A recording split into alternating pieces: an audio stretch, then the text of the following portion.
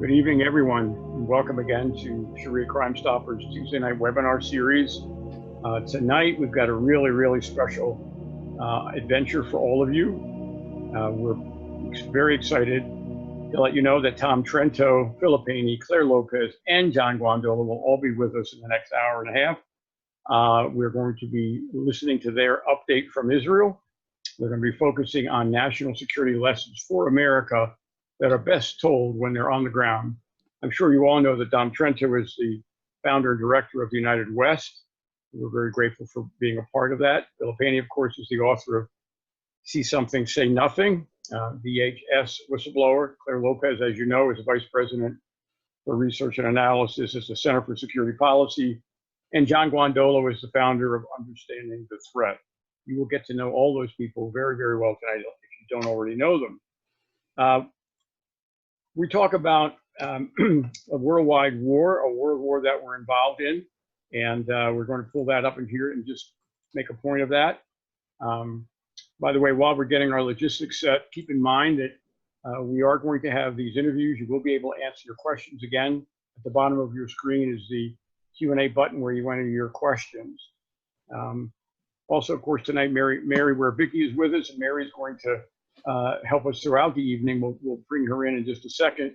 We wanted you to look at the globe here. What do we see? We see the United States of America and Canada. That would be North America. Remember, the Muslim Brotherhood has a plan for North America, but we talk about a worldwide war, as in WW Roman numeral 3, underway with the red-green axis. So now we're looking at another part of the world. On the way in to focus on Israel, we want you to take a look at the surrounding territory. Look at North Africa, as well as at the end, we're going to talk a little bit about the European Union and its activities this week in terms of voting. And now we're going to zip into, just like our four brave folks flew into Israel just the other day. Here's Israel, of course.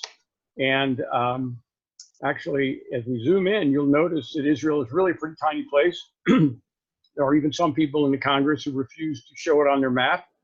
Of course, it's very much on the map, and it's very much of a world, it's very much of a democracy in the Middle East amongst all of these totalitarian organizations and countries. Mary, come in and tell us a little bit about your recollections of the travel from the United States into Israel and set up the trip that we're going to be sharing when we pick up our guests in a minute. Sure, and happy to do that. I was blessed to be able to go on the tour last year.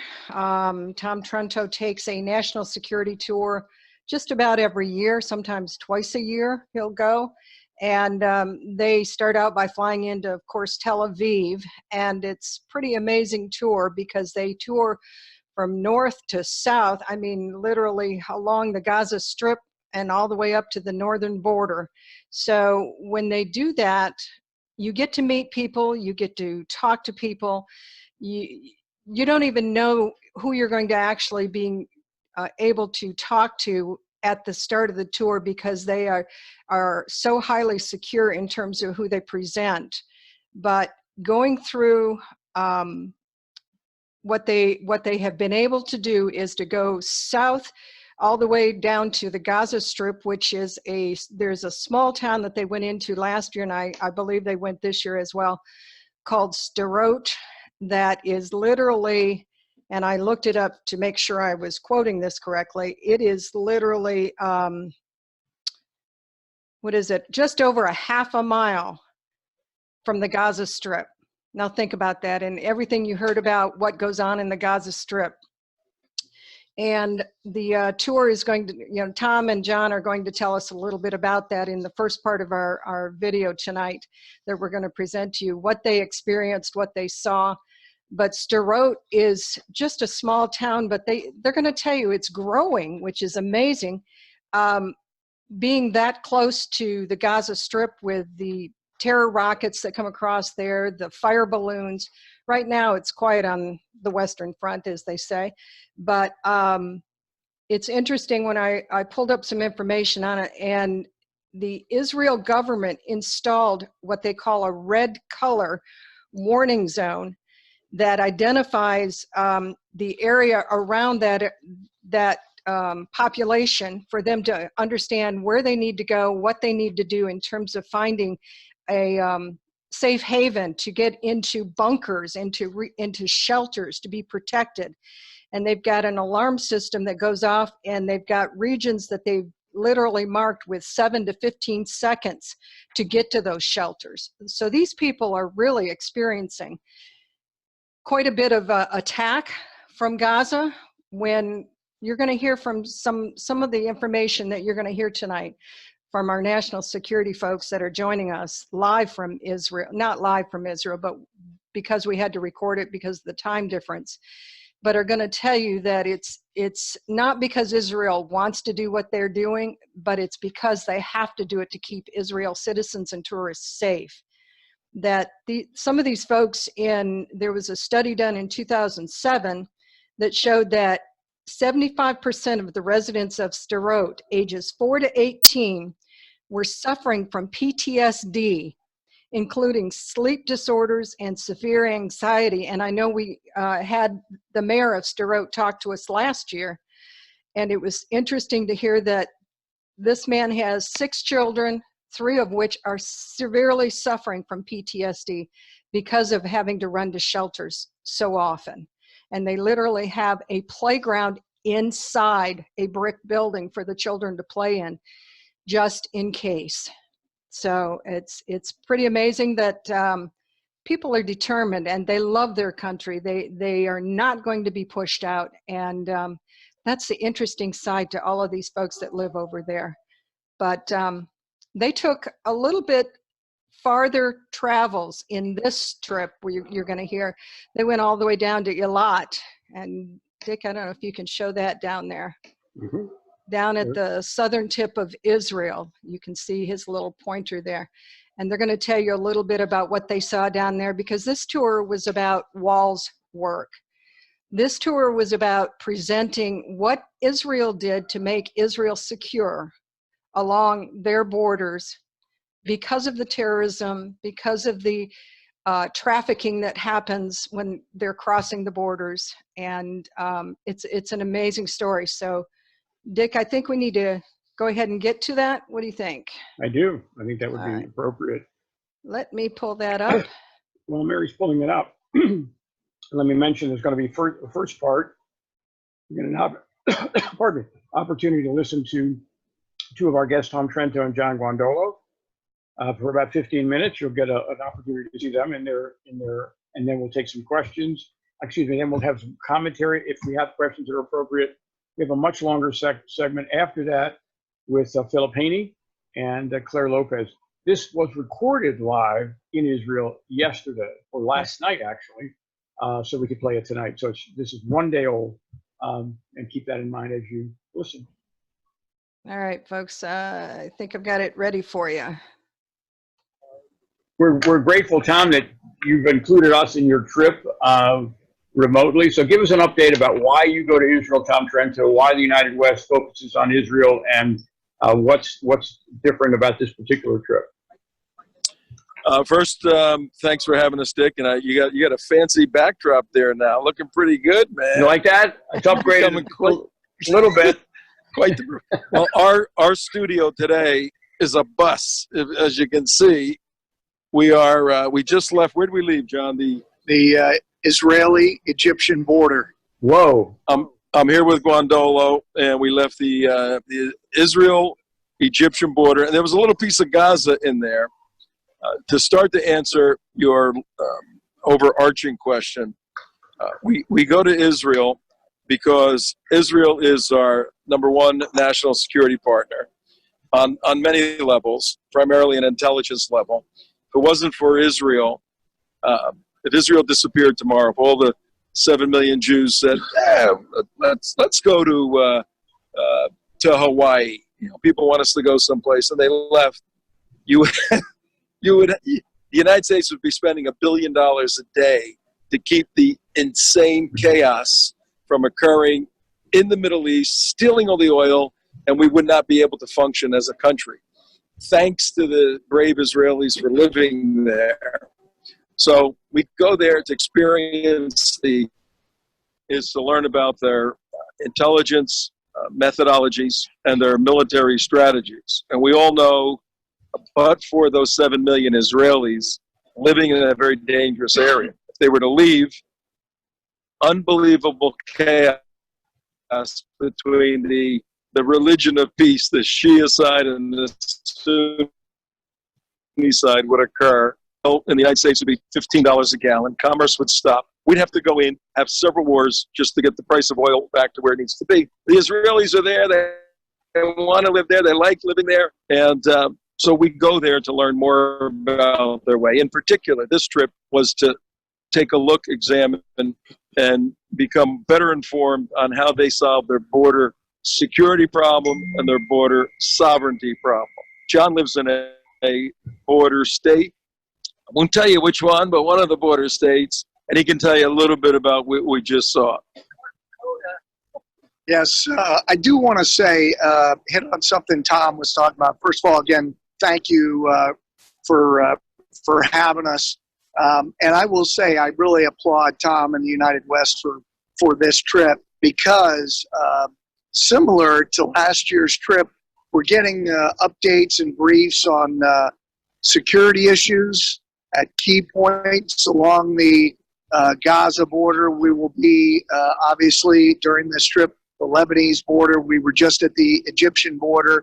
And it boils down to this. With this massive fence and the security system, the sensors that goes with it, they went from 1,000 illegals crossing per month to zero per year, and about 10 attempts per year. That's it. It works. Everybody knows it works. And they're experiencing it in real time. It's a no-brainer. And America obviously should do the same thing. And for this simple reason, no sovereign country can remain sovereign if it doesn't control its borders. It's that simple. Well, we appreciate that, John. You know, we're grateful for people like you and Tom and Philip and Claire. The whole notion of sovereignty just is so important. And you understand sovereignty just basically looking at the map and seeing how this little teeny country, because it understands sovereignty, we've got people around them who want to just walk right in. We've got people in America who just want to walk in North America. So this whole notion of sovereignty is really, really critical. And I think we're going to be talking about that some more. By the way, just a comment, we looked at the religion of peace, and we've seen that there have been major attacks that Egypt engaged in against the enemy right there in the Sinai. So you are nearby action where people are attacking and being killed, and the wall keeps those people on the other side of the boundary. Well, that's right. And one thing I would like to, since we're talking about Islam, and I want to drop the Sharia nugget in here because we just got a brief, and the gentleman briefing us, who's with the Israeli government, Israeli military, said that the 100,000 African Muslims that are in Israel claim that Israel belongs to them. Well, of course, that's true if you understand it from the Islamic perspective, that there were about 1,300. In fact, that according to Islamic law, once any particular piece of land has been controlled by Islam, it is forever a part of Islam under, under Sharia, under Islamic law. So that's true. I hope your audience knows that we're riding in a bus. So the bus is in the Negev desert, and we're heading up to Tel Aviv, about a 2-hour ride. But the backdrop to what John just explained about the 100,000 Muslims in Tel Aviv who now claim that Israel is theirs originated several years ago, about 10 years ago, from Eritrea and Yemen and the Sudan. People saw that, what am I in this, I don't want to say the word that our president uses, but that's something whole country. Yeah, the whole. Right? Why am I in that? Why am I in a poop hole country when I could be in Israel? So they ran the scam. They ran the scam that Central Americans and South Americans are doing. They go up through their crazy country, through Egypt, step over to Israel and say, we're refugees. There's a war somewhere in the universe, and we're victims of it. And according to the colonel that was briefing us, the dopey Israelis who are humanitarians say, okay, come on, we'll help you, we'll give you money and all of that. Well, when you do that, you feed the gravy train to your country. That's what happened. At first, a few they managed. Then the word got back, oh, come on over here. They got running water. So they start coming like crazy. Well, as we know with Islam and the Sharia, as the number of male men, particularly military-age male men, increases, there's this group dynamic, this gang tribal mentality. Now, instead of being thankful, they become belligerent. So now you got this belligerent mass of people in this one area in Tel Aviv, and the government's trying to work with them, so they need a theological basis. And the colonel told us they imported some imams to give them the theological reason why they own Israel. And John just picked that up. The Sharia said, hey, we owned it 1,000,000 years ago. We own it now. Throw the damn Jews out. And I have videos of the Sudanese and the Yemenis in Tel Aviv screaming at Israelis, saying, get the hell out of our country. Go back to your ovens. Well, Israel saw about 8 years ago, they got to stop this. The colonel that was briefing us was one of the architects of this phenomenal system. It's a multi-layered system of fencing in this particular area, which is a wall. It's a barrier, a physical barrier. As John said, to essentially, absolutely not a problem. So they regain border sovereignty and border security. And we can use... Okay. All right, that's a great lesson, John and Tom.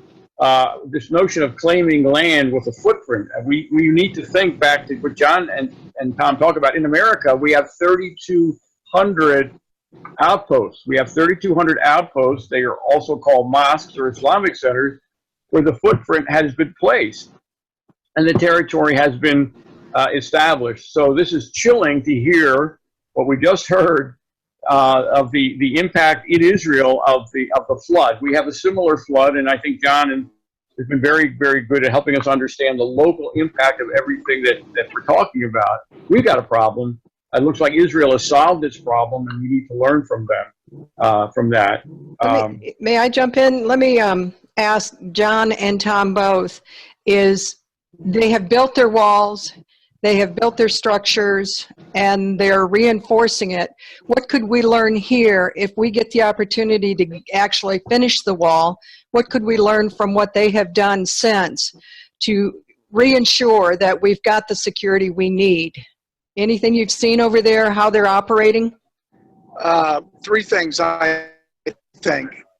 Number one, you have to have border security. It needs to be a physical security. In the United States, it's not just enough that our northern and southern borders are secured. We have to have port security. Right now, we have, I believe, 16 ports of entry in the United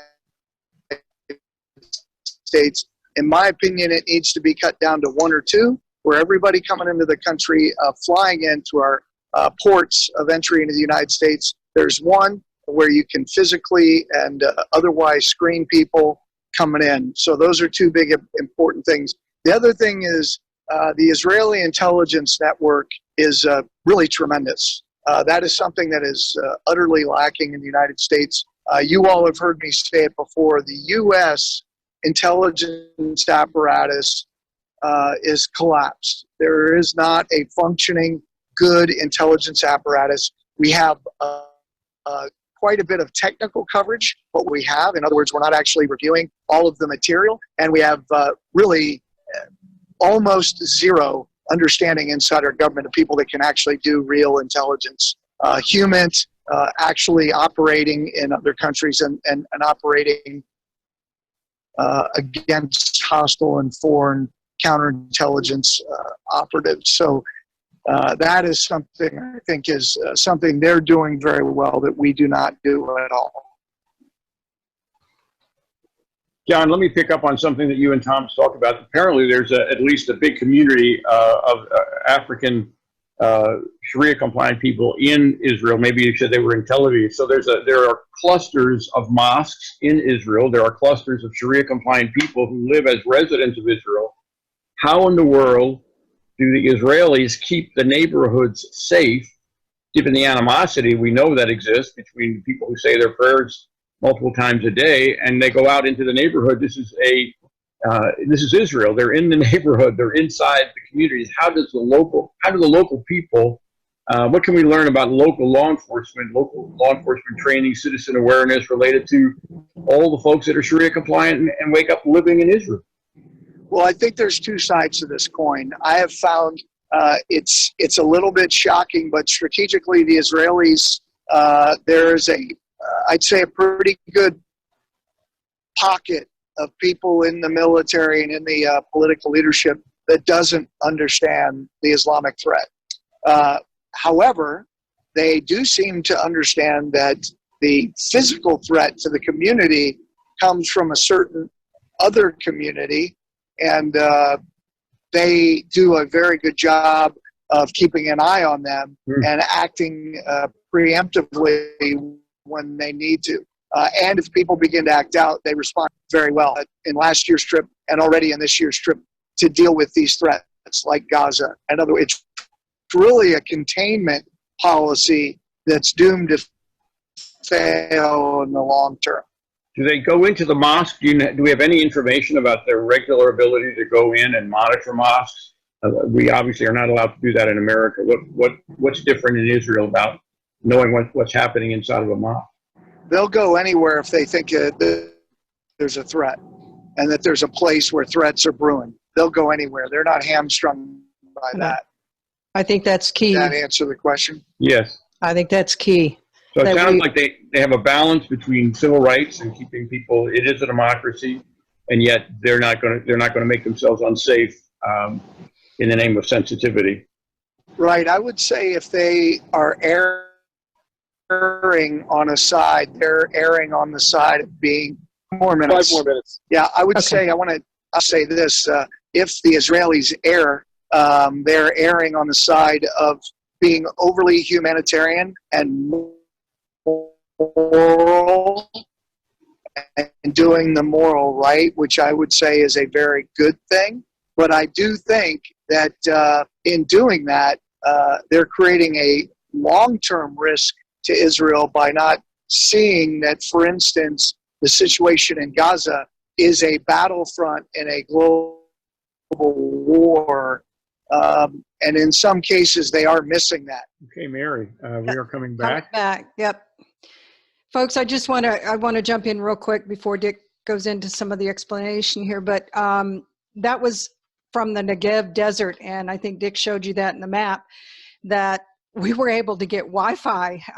I know it was jittery and sometimes sluggish in terms of the responses, but folks understand, that's Wi-Fi from the bus, and I thought we did a great job at trying to just keep connected and get the intel that they were trying to share with us. If I could also comment one thing, I want to make sure everybody heard what John said. He talks about he mentioned the word humint.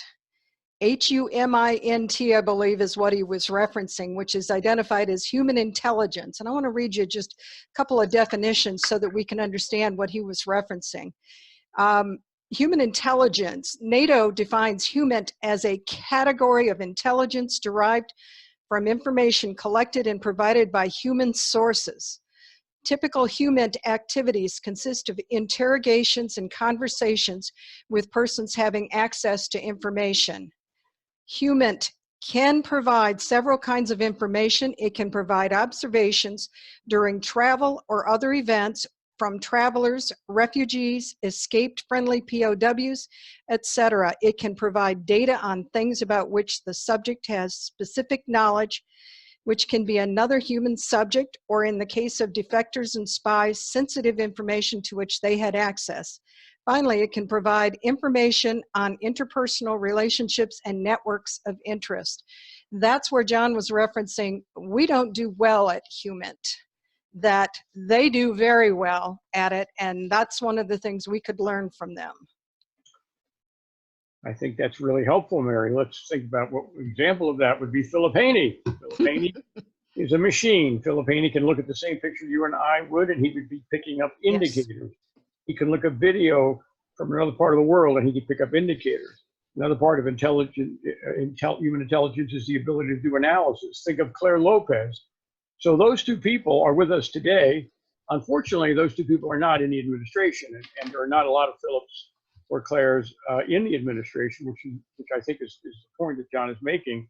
So Israel survives as a democracy with their own political pushing and shoving, yet they maintain a strong safety for their people. And part of it is their investment in training. They understand the threat. They understand the threat. They understand the indicators, and they are alert in terms of the law enforcement and in terms of the average citizen. So the weaknesses that we have are shown because we're not doing that. We do not have the intelligence, but we also don't have law enforcement trained or looking for any of this. So there are lots of things we can learn. Mary, we have a couple questions. I've got an answer to one of them. I don't know if you want me to start with that or if you have a... Well, I didn't know if we were going to get to those right now or wait till the end. I think this one relates to what we've just seen, Mary. So why don't we go ahead. Brenda, thank you, Brenda. Why aren't the Israelis deporting the 100,000 African Muslims? They will never assimilate. Their numbers are still where they can be round them up and deport them. All of these invaders feel entitled. Israel must let them know they are not. Great question and comment. I think what we have in Israel is a dose of what we have here. There's a leftist organization. There are people who just don't want to deal with reality and don't want to deal with the threat, even though they live within attacking distance of Iran and other people. So there are people like our leftists who will allow this to happen. And unfortunately, they're not strong on every single point. Compared to us, they're very diligent. But it just goes to show you how pushing back and forth of the left can actually do damage in a place like Israel, where you'd think they would know better and they would have never let this happen. That's my answer. Anyway. Well, and just to take it one step further, I think these 100,000 African Muslims came up from North Africa. Well, I think a lot of that probably happened before they ever constructed the walls that they constructed to help control the borders. So if you think about it that way, the comical part is they brought in imams to train them to be able to state that they claim the land of Israel for theirs. Well, John's right. They were stating facts under Sharia facts. That's what he was trying to tell us. And I don't know if some of that got blurred with some of the internet breakup that we had, but he was basically saying under Sharia, they were factual, but they do not have rights to Israel because Israel is the only one that has rights to Israel. You can't come in as a Sharia compliant Muslim from North Africa and claim it for yours. And I think just like in America, there are brave Israelis, many, many, many brave Israelis, but there are also probably cowards amongst the group who don't want to deal with the tough problem. Let's get the question from Donna. She's asking, she mentioned that Obama, Israel offered to educate Barack Obama on how to secure our border, and he refused their help. The question is whether or not we're open to help from Israel and whether Trump is paying attention. I think given the close relationship we see between Bibi Netanyahu and Donald Trump, the answer should be yes. I would also make the point that if you hear the story here, we talked about 100,000 folks coming down through Eilat into the country, and now there is a wall. So we're now able to go back and look at the impact of the wall. So my guess is we're learning from the engineering as well as the way to get it done. And the results are obvious. So we should be encouraged to encourage President Trump on every level, no matter what the Democrats say. It works, and we're going to talk about that more. Mary, why don't you introduce our next segment? Okay. We're going to talk about that. Well, I think some of our next segment is actually going to help answer Donna's as well, because the gentleman that they referenced, the colonel that Tom and John referenced, is Colonel Danny Tirza. He headed the Strategic and Spatial Planning Unit of the IDF Central Command from 1994 to 2007, in charge of the formulation of Israel's security positions in negotiations with the Palestinians. He served as the IDF's chief architect for the West Bank security fence. So this gentleman was interviewed by Tom a couple months back, and we wanted to interject that as well as the interview with them live from Israel, because Danny Tirza, Colonel Dr. Danny Tirza, he's in the reserves now, I believe, was actually mentioned in an article in Forbes.com back in February 2017, what Trump can learn from the man who built Israel's border walls. When it comes to planning a wall on the U.S. border with Mexico, the Trump administration could learn a few things from Danny Tirza, the man who orchestrated Israel's barriers on the West Bank and Sinai Peninsula. So, yeah, I think, Donna, this man could be very helpful to President Trump to get the walls built here in the United States. So let me find the second part of our videos. Hold on a moment. While Mary's doing that, let me remind you that at the end of the Dan Tirza clip, we will continue right into the Filipini Clare Lopez interview, which was just done last evening, and you'll get to hear from them quite a bit. 1 second. Tom Trento, director of the United West, with a fascinating interview of a border and security expert, not from the United States, but from a different country. I'm going to tell you why in a moment. As many of you know, the United States is in the midst of a crisis, not only politically, but sociologically, and in particular on our southern border between Mexico and the United States. It's the beginning of February right now. We have 10 to 12,000 more individuals who illegally want to come into the United States, and the two major political parties are trying to figure out what the heck to do. The Republicans want to build a security system that includes fences and walls and all of that. The other party wants to take a different approach. The United West, who deals with security issues, wanted to go to a place very familiar and dear to us, that has addressed these same issues and come up with very valuable and very sophisticated and very successful systems. So with me today is one of Israel's primary border and security experts dealing with these border walls and security systems, Dr. Dan Tirza. Dr. Tirza, very nice to meet you. How are you, sir? Welcome, Tom. Welcome, the audience. I'm very happy to be with you. Your reputation precedes you. When you search your name and your background, you are often labeled, and we know no one man can do everything, but you led the teams to address the illegal immigration issues on your southern border between Israel and Egypt, and you also led the teams to solve the security issues in the Judea, Samaria, and Jerusalem. So we wanted to get inside your understanding, your philosophy, how you did this. And for our audience's sake, we're going back to Israel on our national security tour in May of this year. And Dr. Dan Tirza is going to be our expert briefing us on these systems. So we're going right to the top in a country that has faced this like no others. Tell us a little bit about your background, and let's address the illegal immigration issue on your southern border. Well, I was a colonel in the army for about 30 years. In my last 14 years in the army, I was in charge of building the security barriers along the lines between the West Bank and Israel, East Jerusalem, and other places that we had to do it to prevent terror from coming to Israel. All right, now that's the terror situation, and folks familiar with Israel, you have Judea, Samaria. Some folks refer to that as the West Bank of the Jordan River, and all along those borders there were extensive and continual terrorist operations, terrorists coming into Jerusalem and Israel proper. What was your foundational thinking in terms of respecting human beings, but also providing sovereignty for the citizens of the state of Israel? How'd you approach it philosophically? Well, I was the integrator of this project. I took to my decision-making group all the experts from all the ministries inside Israel, and even the green organizations and other organizations that I try to learn all the problems on the ground and balance between the security needs of Israel and the rights of the people on the ground. So all the time, it was a matter of balance.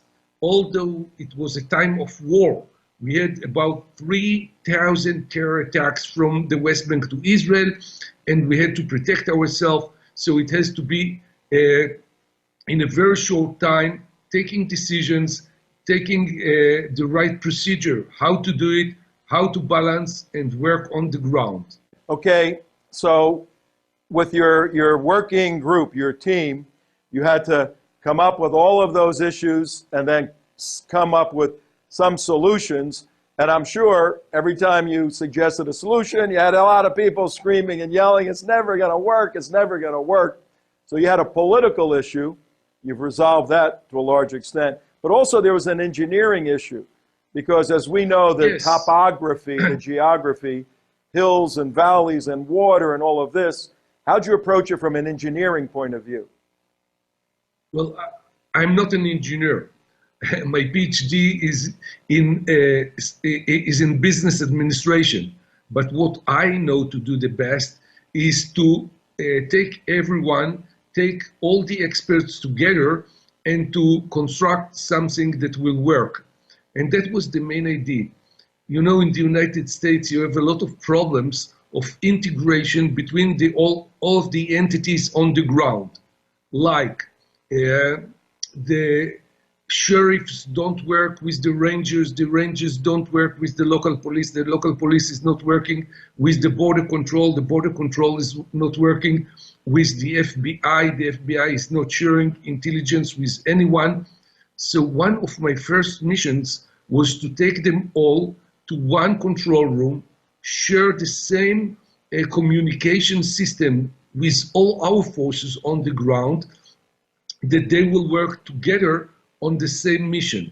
It was not a pleasant challenge, because, you know, everyone wants to keep his own intelligence to himself, but people have to understand that if we are not working together, we'll miss the project. And because Prime Minister was behind me and he helped me to combine them together, it works. And today, nobody thinks how we can do it without working together, all these entities. Yeah, I don't know if you're familiar, Dan, with the term herding cats. You ever hear the U.S. term herding cats? That's what you had to do.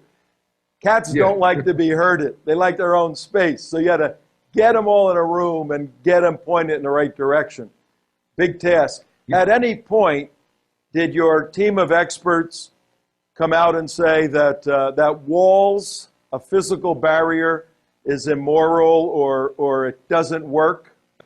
The way that we work together is that these experts cannot come with me and say it doesn't work. They have to give me the right solution. Everyone with his experience, like the experts of roads, have to come with design how to change the roads. The experts of archaeological sites, they have to come to me and says, well, this is a very important place, we have to dig, and what we'll do in the future. Those that were in charge of the ownership of the land, they were coming to me and says, well, we have to pay compensation in one place, in another place. I tried to negotiate with the owners of the land, but the issue is to find solutions and not to find problems. You know, people don't think here in America, because the United States is 242 years old, we don't really think of the issue of archaeological sites. But in Israel, everywhere you turn, it's an archaeological site. And I could imagine the archaeologists saying, you can't do that. You can't go here. Go around here. Go this way. That must have been amazing. That's right, because this is the Holy Land. So everywhere that you go, every place that you dig, it's a holy site for Christians, for Jews, for Arabs, for Muslims. So all the time you have to be very sensitive to the sensitivity of the people on the ground. All right, when you finally got your system put together and you took a step back, when you finished, this is the barrier system, we'll call it on the West Bank, did you go, thank God, and light a cigar and have a beer, or what did you feel like when it was finally done? Well, I was very happy in places that I succeeded, but I know and I believe and I hope that in the future, when we'll have peace agreement with the Palestinians and there will be no frighten of terror anymore, I want to be the one that will take them off, because it's a very, very small country and we don't want this country to be apart.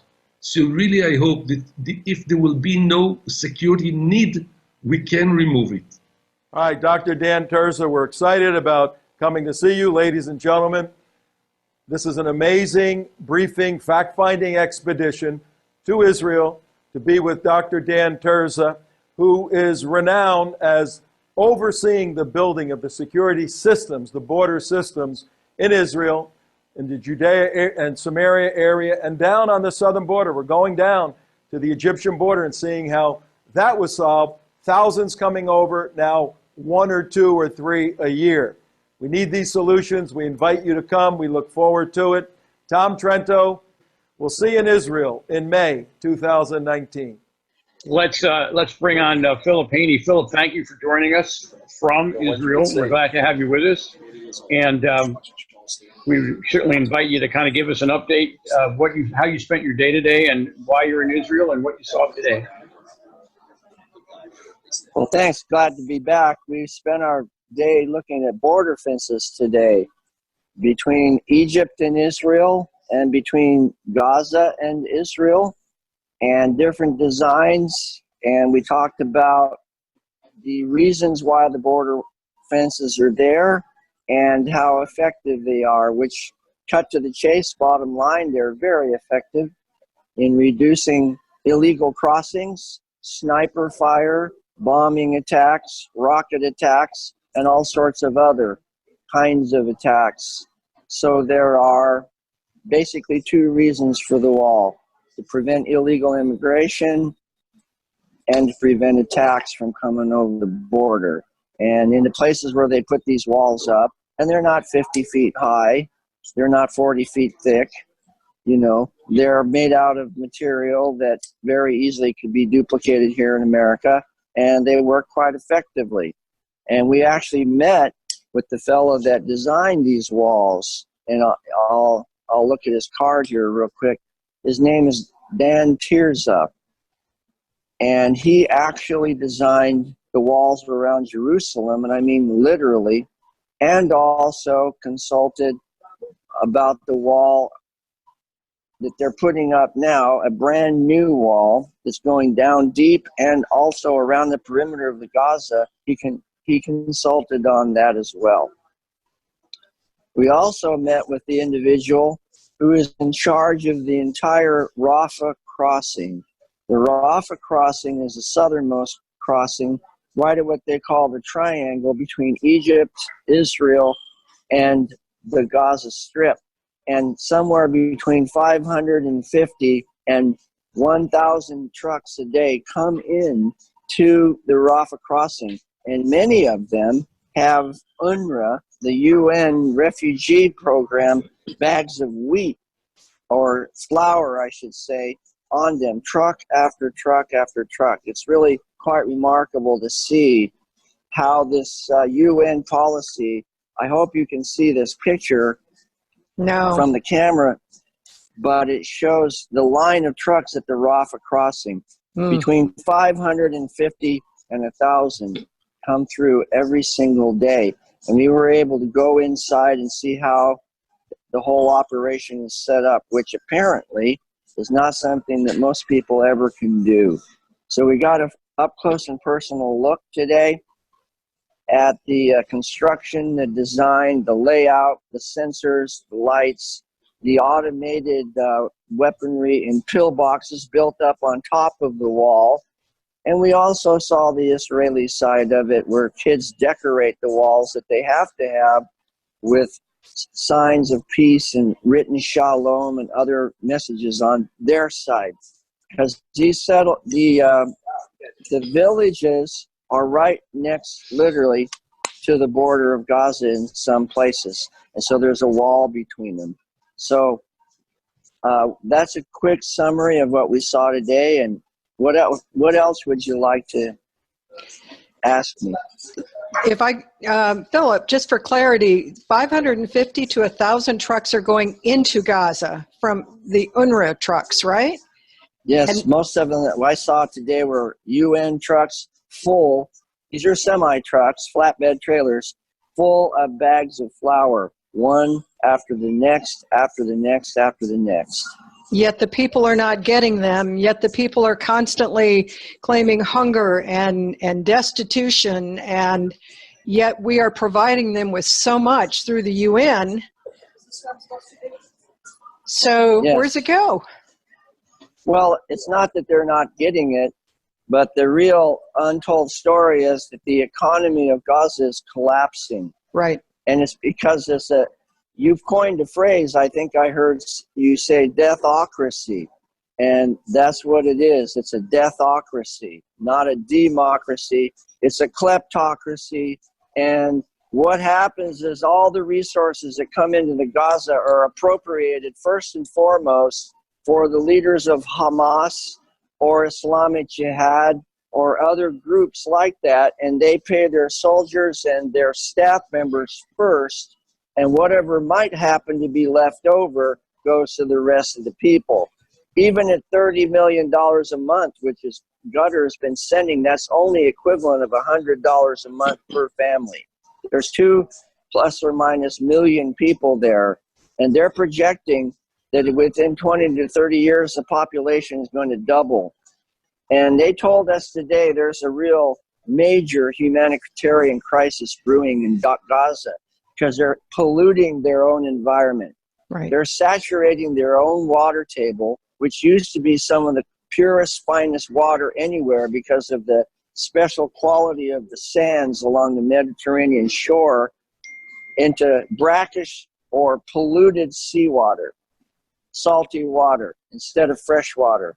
And so there are several real problems brewing on the horizon, and they're quite aware of it.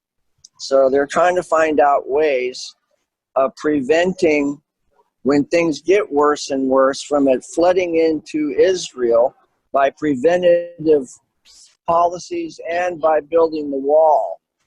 So they're literally building a perimeter wall all the way around the eastern border of Gaza, about, let's say, 10 to 12 miles parallel to the border of Gaza, to prevent people from coming over, like I said, or other outbreaks of violence from flowing into Israel. And yet at the same time, everybody that we talk to has a great heart for them. They're not doing this because they want to lock 2 million people into a box. They would much rather that things were better and that they could actually work together. I didn't get any discernment today whatsoever that the Israelis enjoy this. They wished it was different. And the people that are actually working, like the manager of the Rafah crossing, has been there working with them for 30 years. He says he dreams in Arabic. He knows the families. People have named children after him. He has gone to social events, but at the same time, he has fought them face to face. So it's really quite a remarkable paradox right there on the border.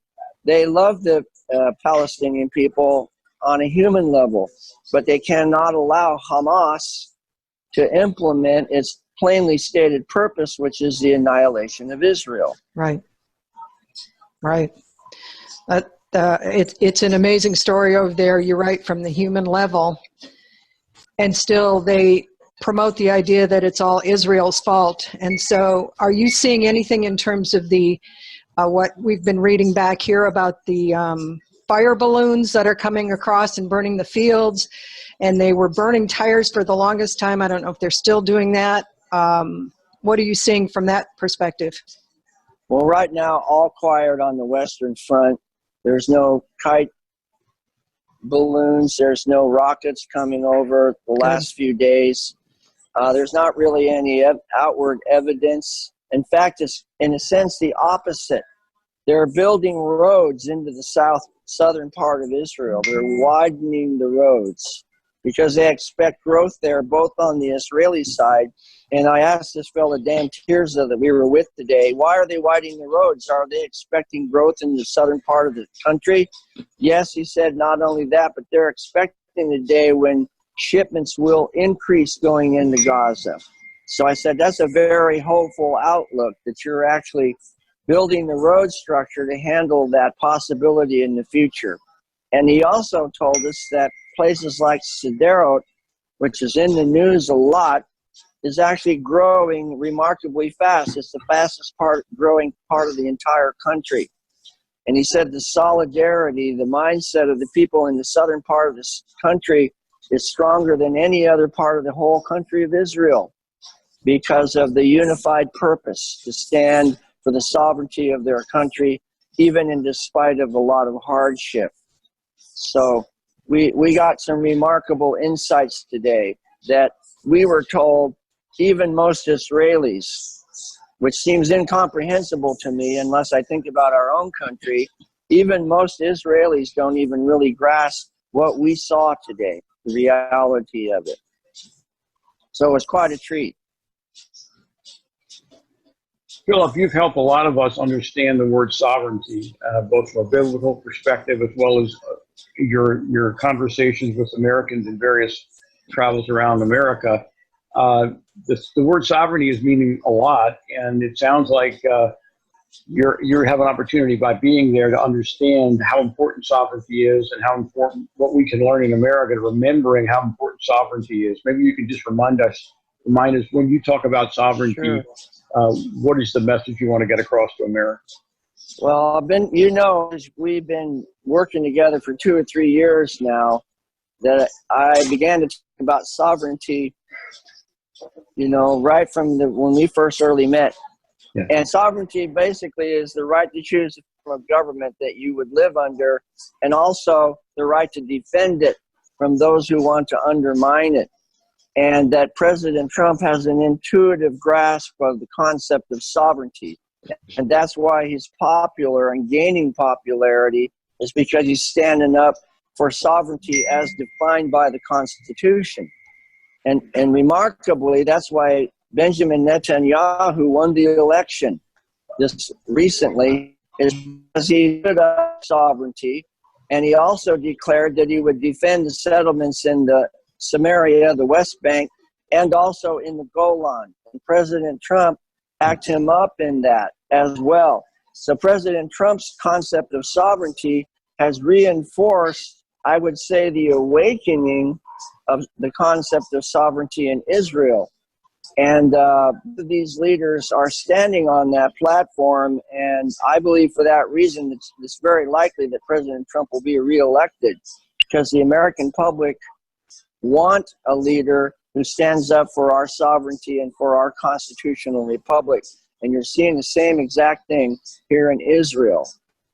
And so we are partners in our worldview and in our value of life, and in our willingness to stand up for our constitutionally defined rights and our sovereignty. So to me, the sovereignty is the whole key. It's one of the underlying foundations of our effort to recover ourselves, to find the wherewithal to disenthrall ourselves, as President Lincoln said, and then we shall save our country, the last best hope on earth. And in order to do that, we're going to have to stand on the principles that the country was founded on, which is our sovereignty.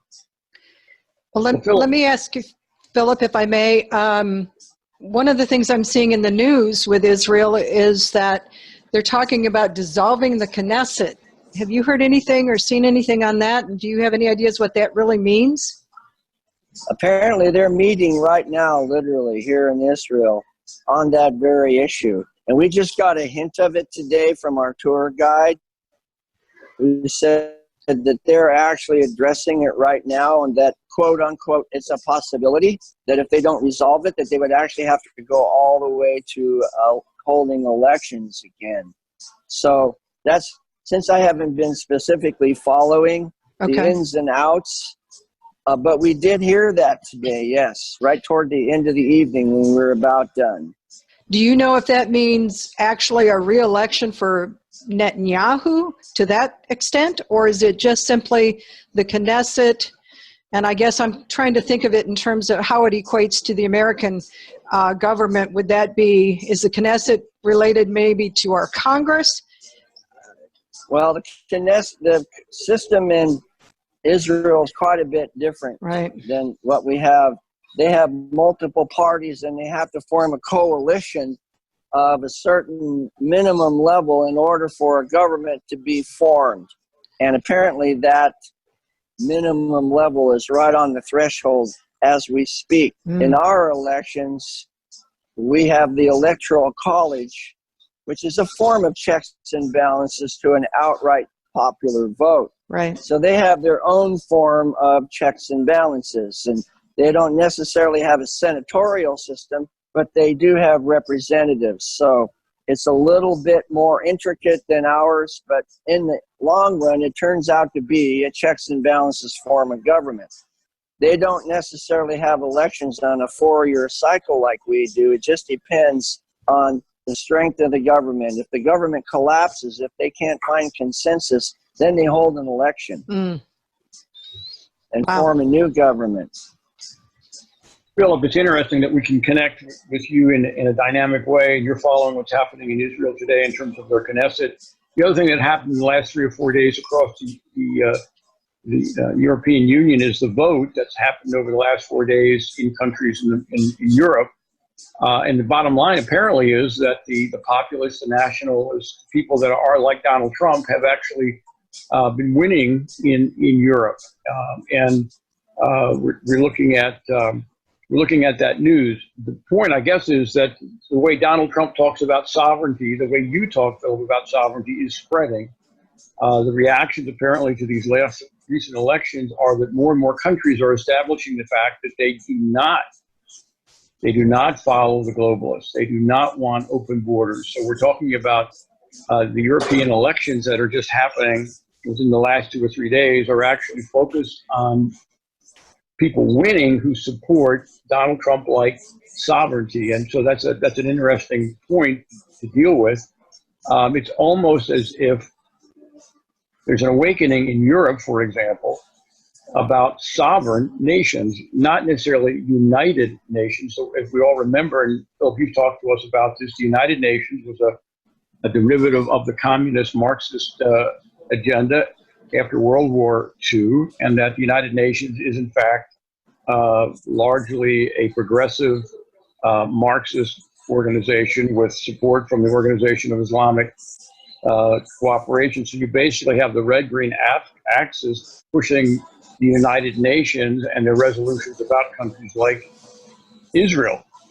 We seem to have a backlash growing where we're now focused on countries that are choosing their own sovereignty. This brings up a notion that maybe countries will identify. The thing is that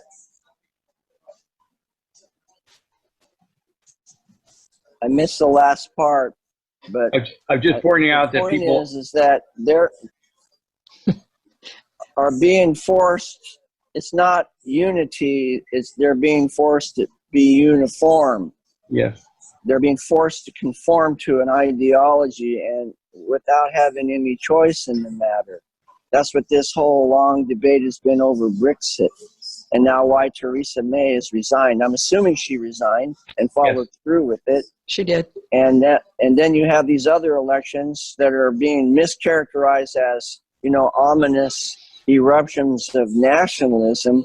But what people we're all afraid of change.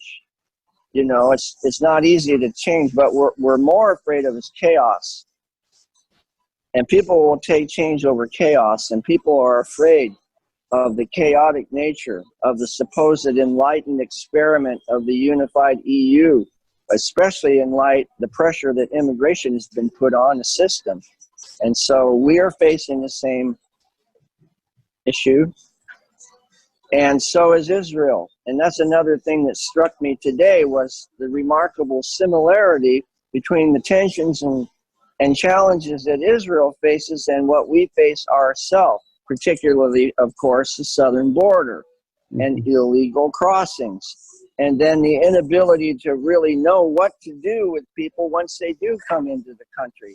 Israel's faced with the same problem. So we're friends, we're allies, we have a worldview that values life, and the Israelis don't want to just injure people and harm them and violate their civil rights, even though they're here illegally. And that's the same with us as Americans. We're not looking to injure people. What we want to do is have a way of controlling immigration into the country. And that, to take us back to Dick's question, is what sovereignty is all about. So that's why Europe is going through the same thing. It's a basic yearning of people's heart to be free to live the life they want under a government that protects them from harm. And that's why they're voting this trend toward national sovereignty, which is, I think, what it should be called, not nationalism, national sovereignty. Israel, for example, is not going further and further to the right. Israel is going to the point where they're actually holding up their own sovereignty, which is what our country's going through as well. It's a love of country. It's a love of their birthright, where they grew up. Why wouldn't they? That's human nature. Right, right. So one notion And here these is programs and policies and art, they're a violation of our own nature. That's why they don't work. Yeah. Ultimately. Well, Dick, why don't we do one more question and then we'll get to Claire, because I know these folks are very tired. well, I guess if you could, Philip, just kind of give us a summary of what you think we can learn from Israel. What is it about the way Israel behaves, both as a country and as individual citizens? What would be the message for the Americans to learn from Israel? Right now, the takeaway, even though we've only been here for 2 or 3 days and we can check in later, is the value of life, the rights of individuals to have a good life, even when they're, for example, here illegally. The Israelis are caught in a dilemma of valuing human rights and civil rights and civil liberties, even of people who are here illegally, which is the same dilemma that we're in. And so what we need to do is combine that heart with the wherewithal, the permission, if you will, politically, to actually enforce our own immigration law. It's not that we don't want anybody coming in or deny entry. It's we want them to do it according to enforcement of our own laws, not to the denial of the civil rights and civil liberties of people that are already here. They have the same kind of problem with housing in some places here, like in Tel Aviv, as what we see in America. The people that are here illegally are coming in and pushing out people that already lived here. So I know Claire's standing by, so I'm going to go ahead and say Am Yisrael Chai, which means the people of Israel live, and Am America Chai, the people of America live too, and make the transition over to Claire. How's that sound? Shalom. Shalom. Shalom, Philip. Thank you. Thank you. You bet. Should I just let her come on over right Absolutely. now? Sure. Yes. Yeah. Sure. Okay. That's great. Thank you, Philip. Welcome, Claire. Thank you for joining us tonight. Thanks. I'm very glad to be with you too. Claire, give us an update from being in Israel of some of the things that you've talked to us recently strategically. You're sitting in the Middle East. Give us an update on what do the people in Israel think about some of the things you've talked about, Iran, Turkey, Qatar. What is a strategic message to the people that live every day in Israel? Well, we haven't really interacted with Israelis on those particular topics so far. What we've done today, which is our really first day of seeing Israel, touring, was to drive down from Tel Aviv, south along the Mediterranean, to Gaza. And we stopped at a couple of different places around the periphery of the Gaza Strip to see both crossing places where traffic carrying trucks carrying goods, humanitarian goods, medicine, food, cross in different directions. Certainly humongous amounts of humanitarian aid, including food, crossing into Gaza because they don't produce anything in Gaza except weapons. That's the only thing they produce in Gaza. And everything else is given to them going through these crossing points, provided to them by what I think of as rather foolishly generous donors from around the European Union, in particular, the United Nations, certainly, United Nations Relief and Works Agency. And so we saw these different crossing points where the trucks go through, but we also saw something very important, and that was the barriers that Israel has had to build out of self-defense to protect its own communities, its civilian communities, which are largely farming communities around the periphery of Gaza. And as anyone knows who's been watching the media over the last, well, certainly several weeks, months, the Palestinians in Gaza use any occasion, any excuse, in particular after the Friday Jummah prayers, to launch attacks at the border between Gaza and Israel. And I'm sure people will have seen, them rolling these flaming tires, sending over flaming kites, which have actually done quite a bit of damage to crops in that area of Israel. As people may know, a lot of Israel, in particular this part towards the south, is quite dry. And it is really and truly a desert community. It's a desert climate. And so very often the conditions on the ground are dry, even when crops have grown up. And these flaming kites coming in to those fields, a single spark can do tremendous damage, taking out acres and acres of precious crops. And that's what they've been doing. So you'll have seen those things on the media, I'm sure. And what they're doing is they know that they cannot get across the border. The border between Israel and Gaza is delineated. It is defined. It is bordered with fence line. We saw different kinds of fencing today. We saw some fencing that was studded with security measures, with sensors.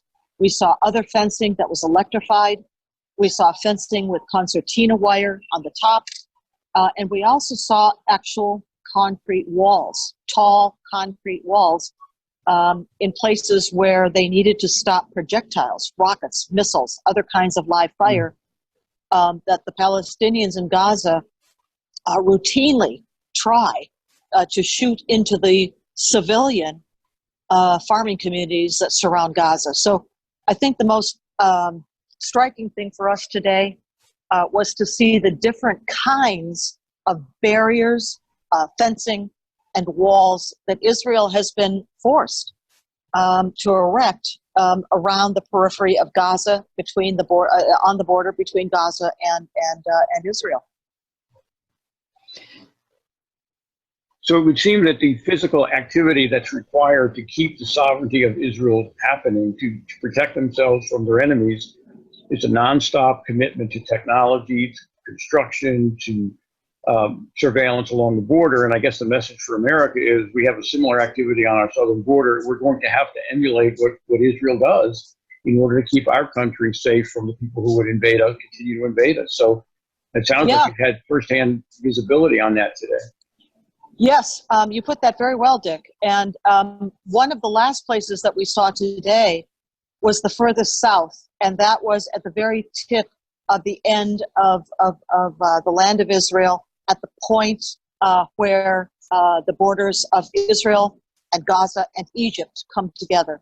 And at that place, at that point, if you can visualize the map, the geography there, previously, that place had been an entry point for would-be border crashers coming out of Africa, Yes. out of places like Eritrea or Ethiopia and elsewhere from Africa. And these border crashers would try to slip through that little point and thereby gain access into Israel, not for the same purpose as the Palestinians, who are simply trying to cause ruin and mayhem. But these were illegals, illegal border crashers trying to relocate to Israel for economic opportunity, much like our own southern border is a place where you have a mix, certainly a mix. There are those coming across that border who are traffickers, human traffickers, drug traffickers, other kind of contraband traffickers, weapons traffickers. You also have terrorists coming across our southern border with Mexico, where Hezbollah works very closely with the Mexican drug cartels to facilitate that traffic. And by the way, maybe I'll interject right here a point, and that is that here, what we were looking at that southern point, it's near Eilat, if you think of that on the map, the southernmost point of Israel, close to the Red Sea. Eilat is where we were today. That is the place where these illegals, intending immigrants and others, were trying to slip through. Well, it is a place also where Hamas has influence out of Gaza. But here's the point I was going to make, and that is that the Islamic terrorists out of Gaza, Hamas operatives, actually go to Lebanon, that is north of Israel. They train with Hezbollah up there in Lebanon on various kinds of things, weapons, terrorist insurgent activities, explosives, etc. And then they come back down to Gaza. Well, one of the things they probably train on is tunnel building. And we've certainly seen many tunnels, thankfully discovered, coming across the border from Gaza into Israel, into farming communities, kibbutzim, which are full of civilians engaged in farming. But we've also seen tunnels coming across Israel's northern border, that is out of Lebanon, and built by Hezbollah. I think 7 have been discovered on that northern border so far. Many, many more on the Gaza border with Israel. And previously, hundreds on the other side of Gaza, on the border that it shares with Egypt. Now, those Egyptian tunnels have been shut down. That access has been closed off, at least mostly. But what I'm getting at is the sharing of the expertise between the Islamic terror groups, Hamas, which is Sunni, Hezbollah, which is Shiite. Mm-hmm. By the way, they work very well with one another, both sponsored by Iran, the Islamic Republic of Iran. And Hezbollah is likewise on our southern border, working with the Mexican drug cartels like Zetas and whatever is left of Sinaloa as it fractures apart, the Gulf cartel. And Hezbollah is known to be present, trafficking, again, in various things, weapons, contraband, drugs, certainly. But there are tunnels across our southern border, pictures of which I've seen, and look very, very similar to the kind of tunnel that I've actually been in on the border between Gaza and Israel. And again, what I'm talking about here is the sharing of not just the mortal hatred for Israel, the Islamic imperative to kill Jews and annihilate the Jewish state of Israel, but the sharing of this kind of very specific technical expertise in tunnel building, and why it is so important for Israel, likewise for us, and facing some of the same enemies, the Islamic terror group Hezbollah, to share knowledge, share expertise, share technology, on how to secure the border of a sovereign state, to safeguard that border, as Israel has had to do on its southern and its northern borders. So those are some of the things that we took away from our trip and our travels today. That's quite a bit for a short time of being there. Do you think we are currently in a war to build the southern border wall? Do you think we are also considering the tunnel system and the technology that's needed for that, just like Israel has done? Well, I think certainly those closest on the ground at our southern border with Mexico. I mean, Customs and Border Protection. I mean, DEA. I mean, FBI.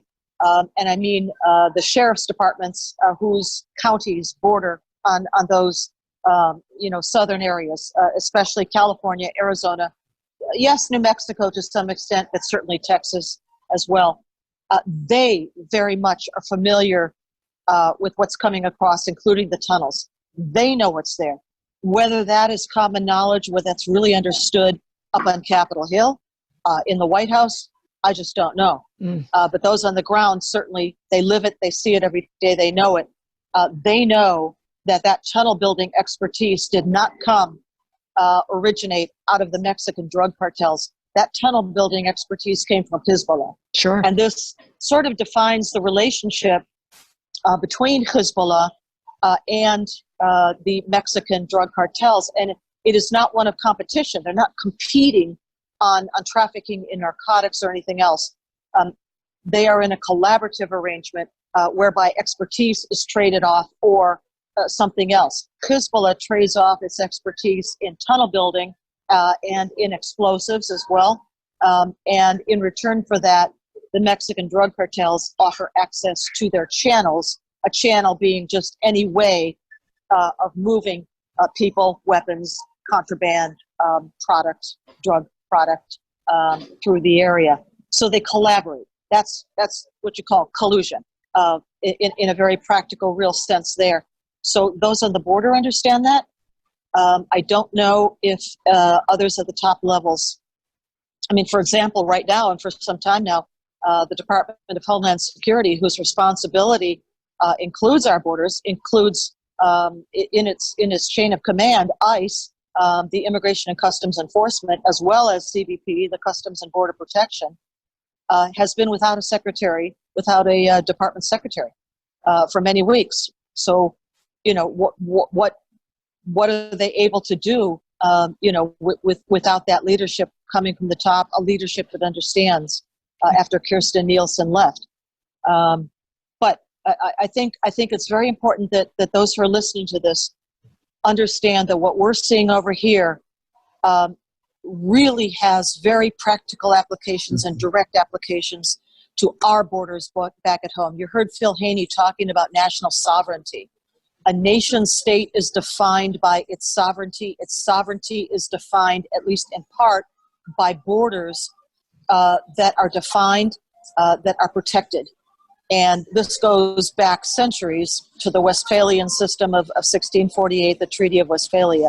That is when the modern-day nation-state system really came into being and has been a feature of Western civilization and the building of nation-states, but not the Eastern, not the Middle Eastern, not Eastern, where instead of nation-states, there is a much more familiarity with empire building, with conquest, with a caliphate that does not have borders. And in this way, they share some similarity with outfits like George Soros's Open Borders, which likewise would like to do away with borders. But we're seeing here this week in Israel the critical importance of borders to defining and protecting a nation state of people. And we here have the same, we in the United States, we have the same issues before us. How do we protect our nation state? How do we define our borders and protect those borders against those who would cross them illegally, and who would use the ability to cross those borders with impunity to bring harm to the American people? We lost your picture. There we go. There we go. Claire, so it sounds to me like this this is an excellent summary of the importance of our contact with face-to-face, people-to-people with a nation state like Israel, and the lessons that we can learn that are relevant to America. It's almost contrasting the United Nations, which is basically a product of Marxism and was formed after World War II to basically led to the establishment of another Marxist concept like the European Union. The people that want open borders basically want to destroy the notion of nation states. It would seem like we should be learning from everyday activity, particularly the way you described it, in terms of the time and energy that it takes for countries to establish and maintain their borders. It's almost like we need to build something new, which is a collaboration amongst sovereign nations, not United Nations focusing on the European Union. But we need sovereign nations, a new organization, a new organization of the United States, Netanyahu's Israel, places that are interested in their sovereignty like Austria, Poland, etc. And that in this new confederation of nation states, we respect borders, we respect culture, we respect economic independence, so that we basically shun those people that are focusing on open borders. That is, you couldn't be a member of the collection of sovereign nations if, in fact, you're promoting open borders. Let me. I'll mention something very quickly here that was a real lesson brought home to us in a couple of ways today. Thank you. As I talked to you about being way down there at the point of Israel, near Eilat, near the Red Sea, near the border with Egypt, we saw a double line of fencing that was constructed in 2013. And that fencing has two sides to it. There is a side on the Egyptian side, which is electrified. There is a strip, a road in the middle, and then another fence line. And that second fence line has all sorts of sensors along it to alert the Israelis should anyone approach it. And what they said to us in our briefing was that before that fencing went up, that was the point, as I mentioned before, where illegals, would-be immigrants out of Africa, were coming up and flooding into Israel and doing a sort of an end run around its other borders and getting in. Once they put up that double line of fencing, 2013 till now, 6 years ago, we were briefed, we were told the illegal immigration from that point was cut to zero. Amazing. And then on the way back into Tel Aviv, as our bus drove back to our hotel here in Tel Aviv, we passed neighborhoods where our guide pointed out to us were places where some of those earlier illegal migrants out of Africa had now been living for the last 6 years and more. And we were looking at rundown, shabby, trash-filled, unkempt areas that were occupied primarily by Eritreans, Ethiopians, but others too, primarily from Africa. And as Phil was talking about, Israel faces a real, a moral as well as a very practical challenge about what to do with these people. They don't belong here. Their values do not coincide with the values of the Israeli people, of Jewish people. They are absolutely foreign, alien, and what they bring with them is alien in terms of it's not them per se, it's what they carry with them in hearts and minds. And what they carry with them in hearts and minds is not Judeo-Christian as this land is. Yep. What do you do with them? We face some of the same issues, but we have to face up to the fact that a nation state is intended to be a community of people dedicated to the same principles. Only that way can a nation stay together without flying apart, from some centrifugal forces. Only if they're bound by a common, it doesn't matter where they come from. It doesn't matter the color of their skin. What matters is the commitment to a common belief and a common commitment to a set of core principles. For us, they're Judeo-Christian principles in our founding documents, our Constitution. For Israel, likewise, it is a set of Judeo and Christian principles not shared by border crashers who come from who knows where. So lessons to be learned for all of us, I think, and we're really getting a firsthand look at all of that. Well said, Claire. Very well said. I think Thank you. Claire and Philip Haney and John Guandolo and Tom Trento have given us a real insight on the ground in Israel for us to really think through the words that you're sharing with us. It's really important for us to learn what happens when we have illegals coming across the border, when they establish communities, when they don't assimilate, when they're committed to open borders and basically allowing the country that's receiving them to be destroyed by their presence. So we're grateful for that. And with that, we'll invite you to continue your journey across Israel over the next several days. And we look forward to another update if we can. Great. Thank you very much for everything you're doing to broadcast this to all your viewers and listeners. Thank you. Okay. Thank you, Claire. Safe travels. Thank you. Well, Mary, that was a lot of information from experts, and hopefully our audience has grasped that and thought about it. And we do have a few questions. I've got about 3 things I'd like to say. Go ahead, Mary. 3 points that were made in that I'd like to talk to a little bit before we get into the Q&A, if I could.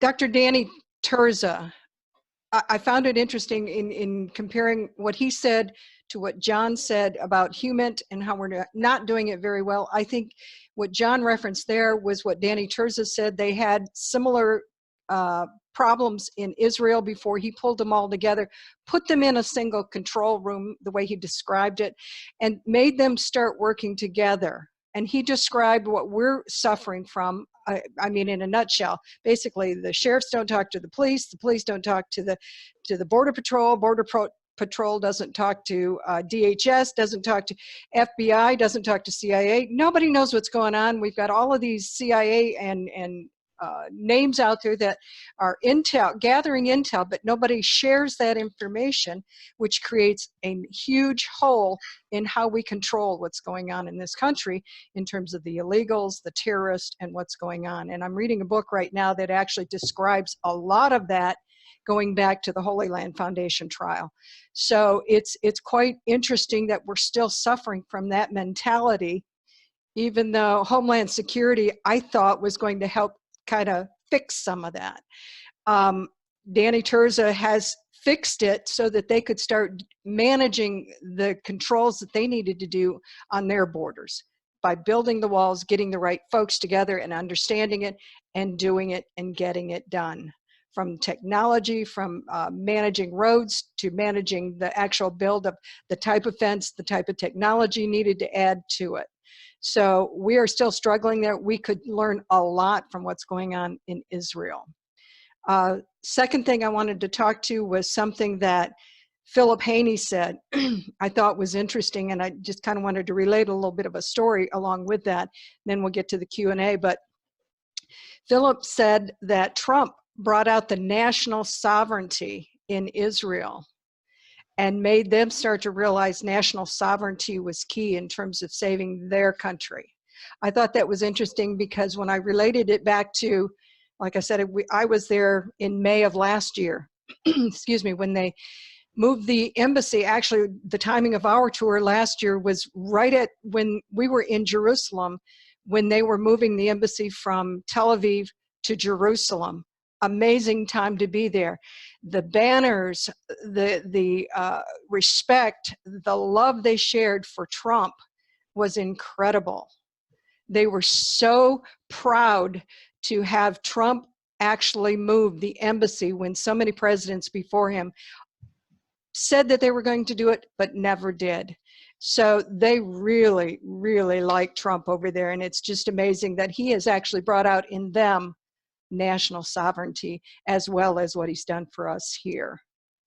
At the same time we were over there, and Claire talked about being at the northern border and Hezbollah and the tunnels and what's going on with that.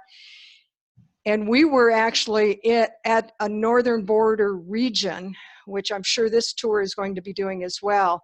Right on the Lebanon border, we could actually see the road that was on the other side of the fence that was literally Hezbollah in all of the homes there. And they were telling us those homes have open, what look like windows, but no glass. Well, that's because there's snipers in those windows. So it was an interesting tour that we went there. And then that night we were down in Tiberias at a hotel, only to have, and I found a little story about it. I'm going to read it to you. On May 10th of last year, Iranian elite forces on the Syrian-held side of the Golan Heights fired around 20 rockets towards Israeli army positions without causing damages or injuries. Well, I'll comment on that in a minute. Israel responded with the rounds of rocket fire into Syria. The Israeli Air Force confirmed the strikes. The Israeli Air Force commander, Amikam Norkin, said Israel used its F-35 stealth fighters for the first time. Well, folks, they went right over our hotel. They were literally flying right over our hotel, and they went after them. Well, the reason that those 20 rockets didn't do any damage was because half of them never landed in Israel. They were so bad in sending those rockets over, they still landed in Syria. So it's almost comical, but not. But Israel has got it under control, and they realize the threat that they've got on every border, and we need to learn from what they are doing on all of their borders. So that's my 3 comments. Mary, it's great that you were there last year, that you could even add that local color for, and thank you. That's actually, while you're talking, I think our imaginations were running a little bit, and we were thinking if we were there. Yeah, I'd love to have been there with them. All right, let's get to the questions. Let me see if I can run through these. I know we've taken a lot of time tonight, but I think so important on all of this. Roger, best regards to John G., Tom, and the rest of the TUW team. There's been so much cooperation in Israeli workplace accommodating Palestinians with Jews, such as the SodaStream company. Yep, that's an Israeli team, or our Israeli company. How common is this workforce intermingling between Jews and Palestinians in Israel? Don't know the answer to that, but I have to say that one of the things that we're going to talk about a little bit here tonight is that the whole BDS movement to stop any kind of association with any company that's in Israel is a total failure. I have to tell you from some articles that I read that I've got posted on the United West, so go out and look for that, is describing the tourism and the trade over there is booming. The BDS movement is identified as a failure, so that's good news, and we hope it continues. I hope that helps to answer that. I don't know if you've got anything to add to that, Dick? No, I think that's an interesting concept, though, that even the workforce can be integrated in a place like Israel. I don't know any specifics on that, but I think that's interesting. Mary, if it's okay with you, I'm going to jump. There's a person who wants to remain anonymous, so it's okay. I'll handle her 2 questions because I don't think I know what they are. That would be the 820 and 826 questions, Mary. Anyway, one question is, I mentioned something called Daystar TV, where Jews and Gentiles from around the world promote making Aliyah. Yeah, helping people get to Israel for the purpose of a religious experience, etc. And one of the questions is there any jeopardy in bringing some people from Ethiopia through some of those programs into Israel? I guess my only thought is I think the rush into Israel was for illegal aliens that came in before the wall. I think we should be expecting that anybody that comes in formally through some program will be carefully vetted. They do a good job of vetting people before they leave countries like Ethiopia legally and come into the country legally. I do want to make a comment. Daystar apparently is a platform that's used around the world with Christians and Jews cooperating to support Jews and support Israel. And apparently it was bombed. There was a bombing there, and the facility in Israel was destroyed. The reason it's relevant is when we do our close, we'll find out that on the 25th of June, we're going to actually have people talking to us who use Daystar. These are evangelical Christians who work with Jews to promote Jewish welfare in America and Jews and the country of Israel. So coincidence that the question had to do with Daystar. The other question from the anonymous person is, our issues are due to cheap labor. Both political parties have always allowed a free flow of illegal labor. It seems to be different in Israel. I think that's a great observation. We certainly have the cheap labor people in the Chamber of Commerce promoting illegal immigration and even overdoing illegal immigration because they want cheap labor. I think Israel is making the tough choices. As Philip Haney said, they're willing to be supportive of civil rights, but they are not going to sacrifice dead, Israeli children and dead Israeli women and men. They're not going to make that choice. I think America has to be very, very careful because we have not demonstrated where we're going to draw the line. Well, let me just come back a little bit to the previous question that this anonymous person wanted to talk about was the Aliyah. If I'm understanding her question completely, I want to make sure everybody understands what Aliyah is. When it's an open opportunity for Jews to come back to Israel, and they offer a safe haven transition to them, help them get established in Israel, work with them to find work and establish a home life. And so I think they vet them. I think it's an open opportunity, but I think they probably vet them as well. Security over there in Israel is quite amazing. They require so much information about you before you ever leave, so that when you get there, you think, shouldn't there be a whole lot more that you're walking through? That when I got to the airport and walked through the airport, I thought, surely there's more they're going to check. Open my bags, look, ask me questions. Nothing. I mean, it was quite interesting that. And I got through it and got to the hotel, and I asked Tom. I said, I thought more because that's what we do. But you got there, and so that security is very, very tight in terms of anybody coming there. So I think Aliyah, in terms of this, probably is something that they do a lot of vetting before they actually offer it up anyways. So let's see what else we got here. Is America concerned about Canada and their intake of illegals, as well as some potential ISIS members? Oh, very much so. I think you and I, Dick, talk about this quite often, and we've had a few guests that have talked about it. Our northern border is just as wide open and dangerous as our southern border.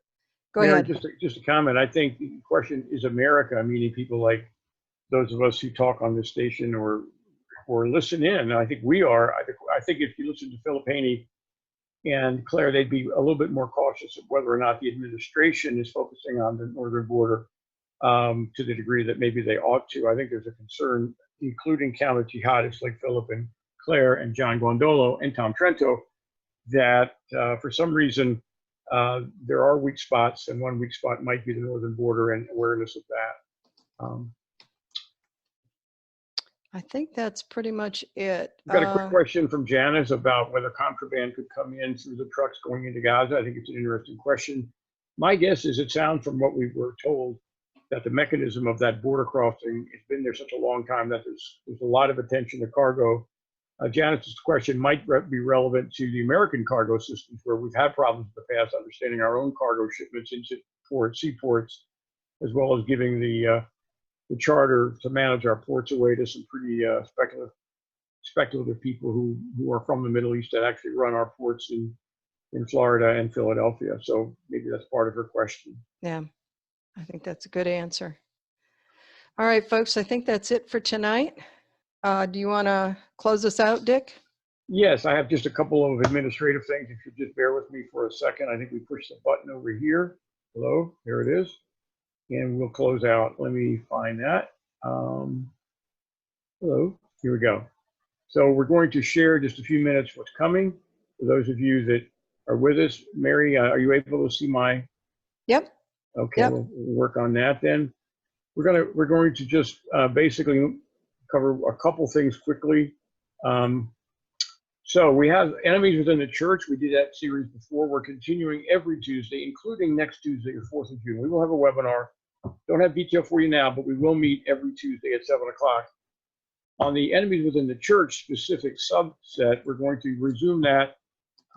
Actually, I made a mistake on that one. Hang on, let's see. Yes, we're going to have a webinar on the 11th, so 2 weeks from tonight. We will meet next week, but 2 weeks from tonight, we're going to talk about the calling on Catholics to close their wallets on Pope Francis, very specific to the enemies of the Roman Catholic Church. Cliff Kincaid and Michael Hitchborn will join Liz Ewer to talk about the Roman Catholic Church and people pushing back there, identifying the enemies of the church and taking action related to financial support. That's on the 11th. On the 25th, we're going to have evangelicals supporting Jews in Israel. We're going to have a conversation. If you remember when we did our webinar last time, we were talking about Jews who are disassociated from liberal synagogues. Where do they go? Well, it turns out there are organizations who are evangelicals who are reaching out to support Jews in America and the country of Israel. One of those organizations is called Proclaiming Justice to the Nation. Lori Cordoza-Moore is the founder of that organization. She'll be with us live on the 25th. Michael Goldstein is the legal counsel for the organization and the director of operations for the state of Ohio. So we're going to be busy in the month of June. Finally, we don't want to forget that in the month of June, we are going to have a webinar on the 18th, and it's going to be our friend Tom Trento. And I'll let you use your imagination what he's going to talk about. You see a picture of the Trumpinator in 2020, and you can put two and two together. Let's close with our friends, the action items. Of course, we've got a red-green axis as our enemy, World War III, open borders. We are going to call attention to polarizing between good and evil. Well, that means we are going to speak boldly to denounce Jew hatred at every turn. We're going to denounce BDS. That's our call to action for those of you that are listening, and talk with your friends. These are things we can do. We're going to support Israel. That's something we can do, and we can find ways to support Israel. New conversation tonight, a little bit more talking about sovereign nations rather than the United Nations. Maybe coming up with the term Brexit, UN exit, UNEXIT, however you want to say it. The notion is, why are we still in the United Nations? Why don't we associate with sovereign nations and find organizations to associate with that share our values of sovereignty? For example, something's happened over the last 3 or 4 days, actually. People are starting to wake up in Europe. The vote demonstrates people care. If you look at Donald Trump in America, if you look at, we heard last week, people are getting really upset with Trudeau and his lack of sovereignty in Canada. We have Bibi in Israel. Theresa May resigned. Macron and Merkel, their teams got plastered in the European election, and we've got a rising star in Italy and their prime minister, who's all talking about sovereignty. We are Sharia Crime Stoppers. Mary, thank you for doing all the work that you did to put this piece together tonight, and for all of your insights as well as your remembrance from your trip last year. We will be back next week. We are the United West. If you like what we do, keep us in mind. Go to the unitedwest.org website and donate, and we will continue doing what we're doing. So we will, with that, say good night, Mary. Good night, everybody. And we'll see you all next week on the 4th of June.